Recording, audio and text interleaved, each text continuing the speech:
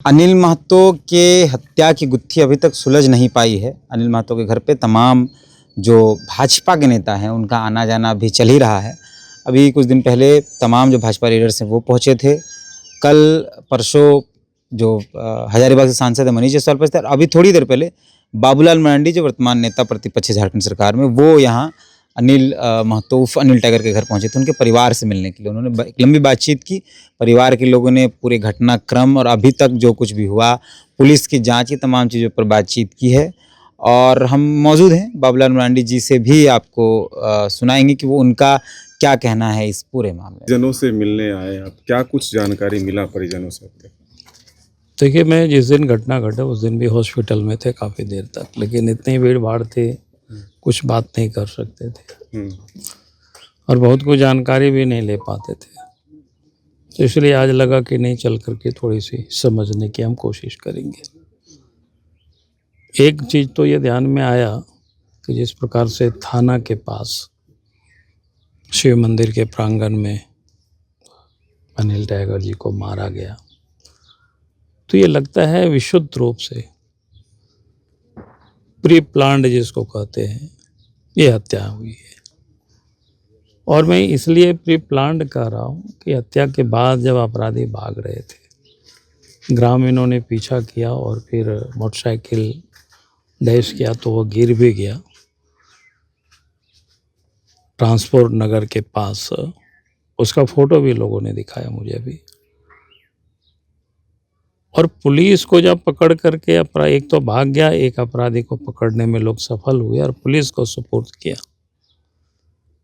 और ये समझ से बिल्कुल परे है कि भाई पुलिस उसको वहाँ से गाड़ी में बिठा करके पिठोरिया थाना ले जाता है और वहाँ एफआईआर होता है और पुलिस ये शो करती है कि हमने उसको पकड़ा है और गोलियां चली है। तो इससे लगता है कि ये तो बिल्कुल और फैब्रिकेटेड लग रहा है कि भाई ऐसा भी कोई घटना हो सकती है। क्या पुलिस सिर्फ तमगा लेने के लिए, प्रमोशन लेने के लिए इस प्रकार की कहानी को वो गढ़ रहे हैं कि और कुछ मामला है? इसलिए मैं तो ये जरूर कहूँगा कि आज देख करके समझ करके लगा कि वास्तव में राज्य सरकार निष्पक्ष है। तो इस प्रकार की जो पुलिस प्रशासन ने जो हरकतें की है उनके ऊपर कार्रवाई होनी चाहिए। यहाँ के एसपी के ऊपर, पुलिस थाना प्रभारी के ऊपर, जहाँ लोग पकड़े गए, क्योंकि वो भी उसी कांके थाना क्षेत्र के अंतर्गत पड़ता है, तो वहीं एफआईआर करनी चाहिए था। लेकिन वहाँ ले जा करके और फिर ये शो करना क्या दिखाता है? इससे तो लगता नहीं है कि पुलिस निष्पक्ष है और फिर अपराधियों के वहाँ तक पहुँचेगा कि इनकी हत्या के पीछे के कारणों तक। इसलिए हम तो यही कहेंगे कि परिवारों ने क्या मांग किया नहीं मुझे पता है, लेकिन मुझे लगता है कि हेमंत सोरेन जी को पूरे मामले को सीबीआई जांच करानी चाहिए या फिर हाईकोर्ट के जो सिटिंग जज होते हैं उसकी अध्यक्षता में एसआईटी गठित करके पूरे मामले को जांच करानी चाहिए, ताकि ये पता चल सके इस हत्या में और कौन कौन लोग इन्वॉल्व थे, इनकी हत्या क्यों की गई, और फिर हत्या की गई तो पुलिस ने फिर इस प्रकार की यानी हरकत क्यों किया उन्होंने। ये सारी चीज़ों की जानकारी अभी आना बाकी है। आप भी सदन में थे जब बजट सत्र चल रहा था और ये मामला सदन में भी पहुंचा। मुख्यमंत्री जी भी बोले थे कि जब एक अपराधी पकड़े गए, लोहरदगा से तार जुड़ रहे हैं, तो क्या लग रहा है कि बार बार चीजें नहीं, मैंने तो इस विषय को उसी दिन कहा था जब लोहरदगा की बातें आई, तो मैंने लोहरदगा से भी हमने तहकीकात किया था कि मामला क्या है। तो वहाँ से लोगों ने बताया कि भाई कहीं उसका कोई कनेक्शन ही नहीं है।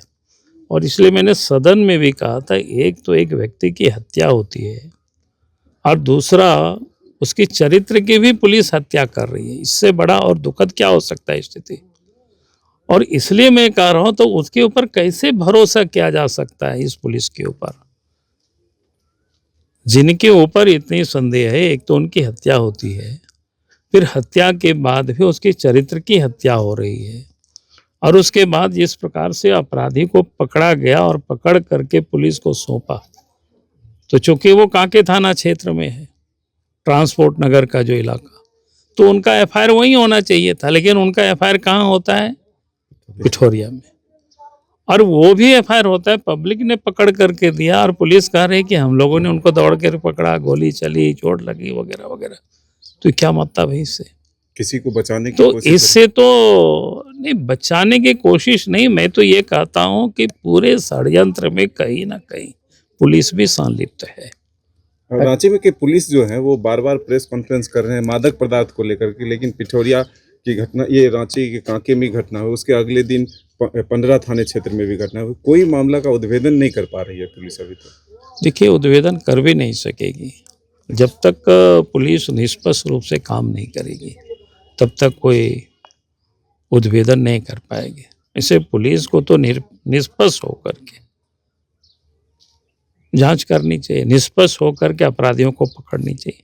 जब वहाँ के 2-3 लड़कों ने गाड़ी से पीछा किया अपराधी का, और वो भी जो पता चला कि मोटरसाइकिल को डैश करके गिराया, तब वो अपराधी गिरे और एक भागे और एक पकड़ने में लोग सफल हो गए।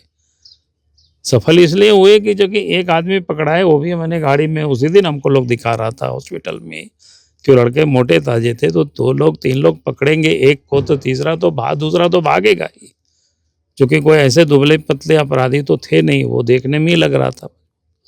तो स्वाभाविक रूप से एक को पकड़ा, एक भागा और मोटरसाइकिल वहीं पर गिरा।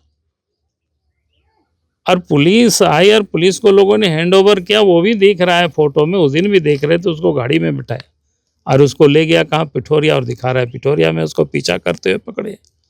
तो इससे तो ये संदेह पैदा होता है कि लगता है कि पुलिस इस पूरे षड्यंत्र में कहीं ना कहीं शामिल है। अभी भी और लोगों को भी धमकी दिया जा रहा है। नहीं, वो भी मैंने देखा है कि और लोगों को भी जिस प्रकार से धमकी दिया जा रहा है, और अभी तक पुलिस जो भागा है उसको भी नहीं पकड़ पा रहे, धमकी दे रहा है उसको भी नहीं पकड़ पा रहे। तो यह काम तो पुलिस का है, इतना समय तो लगना ही नहीं चाहिए। राजधानी के 2 इतने बड़े बड़े चौक में दिन दहाड़े हत्या, आम आदमी की सुरक्षा पर तो फिर सवाल है। नहीं, स्वाभाविक है, आम आदमी कहीं भी कोई सुरक्षित नहीं है, हम और आप भी यहाँ भी सुरक्षित नहीं है। कब किससे और से किधर से कौन गोली चला देंगे, अब पुलिस के ऊपर कोई भरोसा नहीं है।